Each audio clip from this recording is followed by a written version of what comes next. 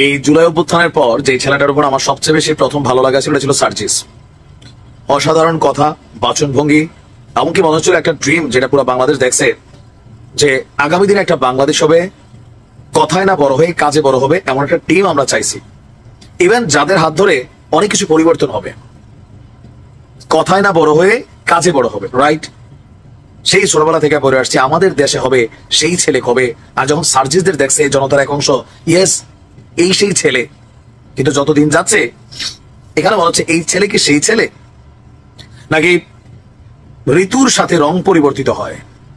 আমি বিএনপি করা বা ছাত্রদল করা একটা ছেলেকে যতটা অনার করতে পারছি, এখন সার্জিসে পারছি না। স্রোতের সাথে আওয়ামী লীগের সাথে আওয়ামী লীগ, বঙ্গবন্ধুর জন্য মুখ দিয়া ফেনা, আবার স্রোতের বিপরীতে আইসা পুরা গোষ্ঠী উদ্ধার করা, শেখ হাসিনার ফাঁসি নিশ্চিত করা, নির্বাচন হবে না, কেউ যদি মুখে আনে আনা যাবে না, এরকম নানান বক্তব্য, দায়ের চেয়ে আসার বড় টাইপের। এতদিন তারা ছিল সমন্বয়ক, বাট এখন সমন্বয়ক আর নাই, বৈষম্য বিরোধী নাই। তারা এখন কারা? একজন রাজনৈতিক দল, দেশে আরো এরকম 54টা রাজনৈতিক দল আছে, তারা একটা দল, তারা কথা বলবে, আমরা সমালোচনা করব, এটাই স্বাভাবিক যদি চান্স ক্রিয়েট হয়। আমাদের কাজে এটা ক্ষমতাকে প্রশ্ন করা। গতকালকে সার্জিসের যে বক্তব্য নিয়ে তোলপাড় হয়েছে দুইটা নিয়ে, এক তো ছাত্রদল ইস্যুতেও পোতাই গেছে, বলছিল যে ছাত্রদলের হ্যাঁ এক গ্রুপ সন্ত্রাসী টোকাই, শাকিলের সাথে অনেকের সম্পর্ক। পরে আবার বলতেছে আমি ছাত্র দলকে বুঝাই না, ওই একটা অংশ মানে দুই একজনকে।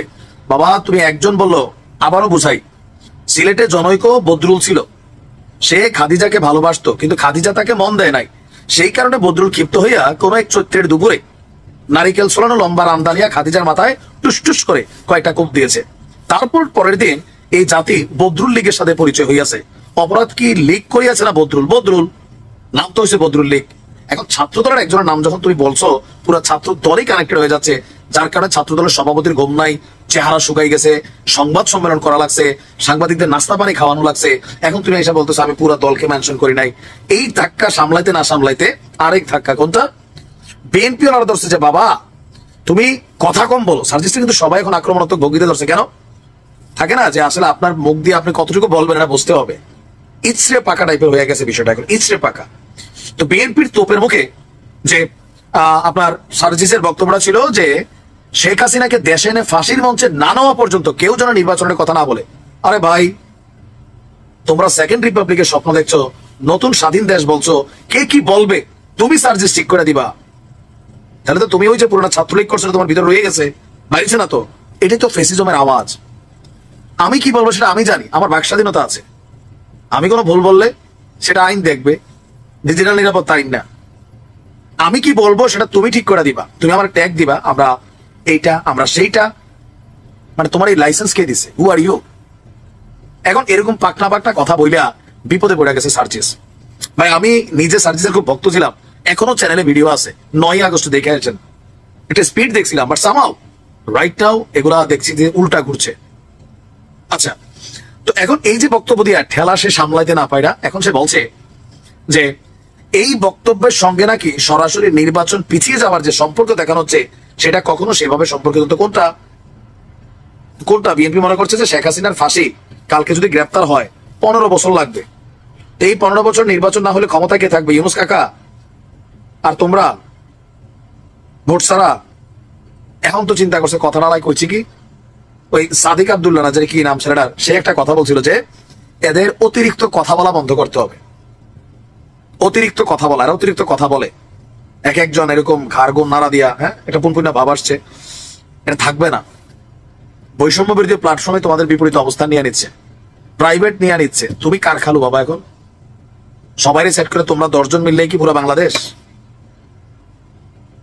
এখন তার বক্তব্য যে সবচেয়ে গুরুত্বপূর্ণ বিষয় হচ্ছে, আচ্ছা লাশ কোথা হচ্ছে এটা খুঁজে বেড়াচ্ছে, আমরা রায়ের বাজার আমাদের জায়গা থেকে। সে বিশাল তা মানে অনেক শহীদদের পরিবার নিয়ে কান্নাকারি করছে, কিন্তু আবু সাইদের পরিবারের দাওয়াত দেওয়ার সময় পায় না। জুলাই আগস্টের মতো এত একটা মহান দায়িত্ব ছিল, এই ফান্ডিংটা প্রত্যেকটা মানুষের সুষ্ঠুভাবে দিয়ে আসতে পারতো, সে ছেড়ে দিছে রাজনীতি দল করার জন্য। এখন এসে বক্তব্য চেঞ্জ করলে যে মানে শেখ হাসিনার ইস্যুর সাথে নির্বাচন, তোমরা তো বলতেছো যে নির্বাচনটা মুখে আনা যাবে না, অন্য সার্কামস্টেন্সে নির্বাচন পিছাইতে পারে, ডাজন্ট ফ্যাক্ট। কিন্তু শেখ হাসিনার ফাঁসি না হলে বিচার না হবে, কেউ নির্বাচনের নাম মুখে আনবে না। যদি কেউ আনে, যারা নির্বাচন চায় না তারা এটা সেটা কি হোয়াট, এটা পরামর্শ ফ্রিতে হচ্ছে। যা বলবা ভেবে চিন্তে বলবা, নয়তো বিপদে পড়বা। শেখ হাসিনার একটা ওয়ার্ড শেখ হাসিনারে বাংলাদেশ ছাড়া পালাইতে বাধ্য করছে। কি ছিল প্রশ্নটা? ওটা কি মুক্তিযোদ্ধার নাতি নাতিরা পাবে না, রাজাকার নাতি নাতিরা পাবে? জাস্ট একটা ওয়ার্ড, মিস ওয়ার্ড, শেখ হাসিনার এই সাম্রাজ্য ভাঙা চুরা তোমরা তস্তস করে দিতে পারছো। সো তুমিও বুঝো, ছাত্রলীগ করে আসছো, ব্লুটুথ বয় কিন্তু হ্যাভি মেধাবী, বাট থাকে না যে অতিরিক্ত মেধা মাঝে মাঝে বিপদ ডেকে আনে। যা বলবা ভেবেচিন্তে বলো। আমরা চাই বাংলাদেশের তারুণ্যরা লেট করুক। আমিও ভাই মুরব্বীদের বিপক্ষে। ওই যে এক জীবনে এমপি হয়েছে বাবা, একদম কবরে ঠ্যাং যাওয়ার এক পর্যন্ত এমপি, আইসিতে ঢুকা পর্যন্ত এমপি, তারপর এমপি কে, তার পোলা, তার মাইয়া, মাইয়ার জামাই, গোষ্ঠী জ্ঞাতি। I don't like this. পরিবর্তন আমরা চাই, নতুনরা আসতে হবে, ইয়াং জেনারেশন লিড করতে হবে। বাট তোমরা যারা রাস্তা দেখাবা, এটা সময় তোমাদের নিজের আগে ঠিক থাকতে হবে। ঠিক আছে, ভালো থাকো।